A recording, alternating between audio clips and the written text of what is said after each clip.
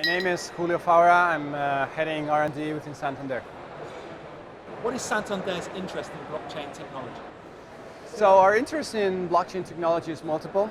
I think there's a number of reasons. It's mostly around getting more efficiency because we can do transactions more quickly, and that can save costs and then can also save capital as well.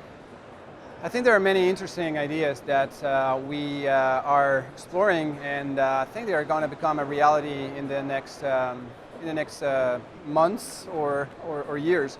First of all, around capital markets, that's probably where banks started to get really interested in blockchain technology, security settlement, collateral management, all these things. We started particularly international payments. That was the most obvious opportunity for us because the banking infrastructure, the interbank infrastructure in order to do international payments is quite old and is relatively small. It's relatively slow, and that generates costs, reconciliations, and also it consumes a lot of capital.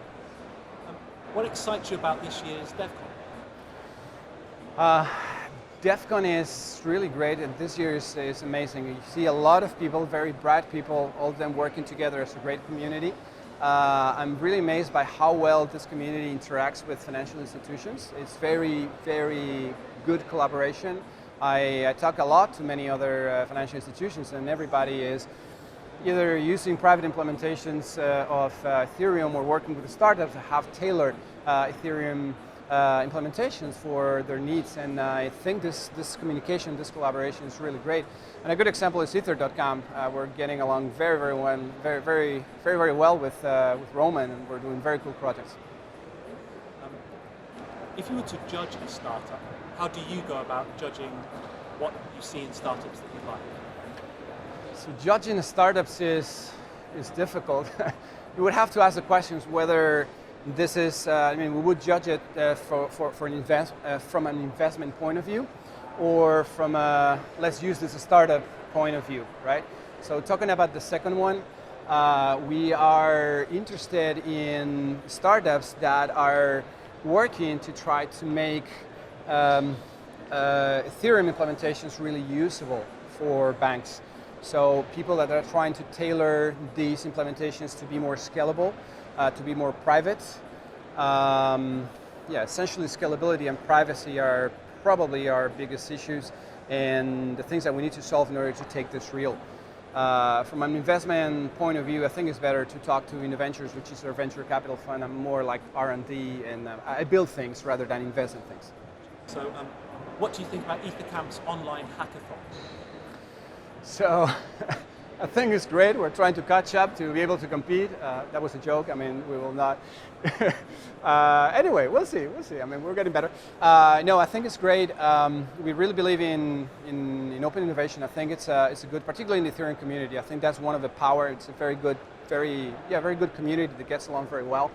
In fact, we're planning with Roman to do our own hackathon together on top of Cashhead as soon as we really do it. The idea here is not so much to really take it mainstream and just go all the way, but at least start with a hackathon so we can get all this community to innovate and think of new micropayments mechanisms or any kind of new use cases that will be enabled by having actual cash on the ledger.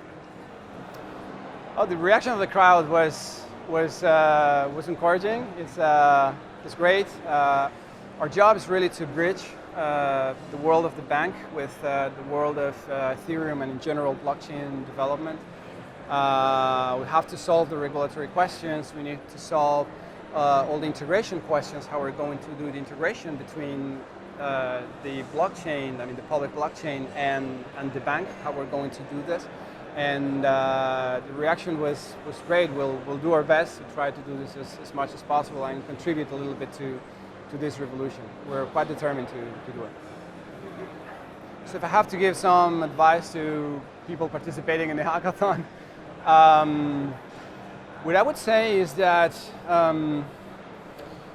we're here to change the world, but we have to change it one step at a time, right? So it is nice if we can do things in a sensible way and try to come up with solutions to real problems in a way that they use whatever we have today. And today we have money, and we have central banks, and we have to cope with these things. Who knows in 20 years' time where we will be? But at least today, I think our job is to try to bridge the inefficiencies of the old system and try to make it better. And as we go along, we'll revolutionize it, and eventually we'll completely transform it. But what we really like is people that think about how to make all these things incremental quickly, but incremental, and build on what we have, as opposed to let's reinvent the whole system at once, because there's just many stakeholders here that will make it difficult to do like a huge revolution at once. That's what I would say. I mean, we're quite pragmatic, as you can see.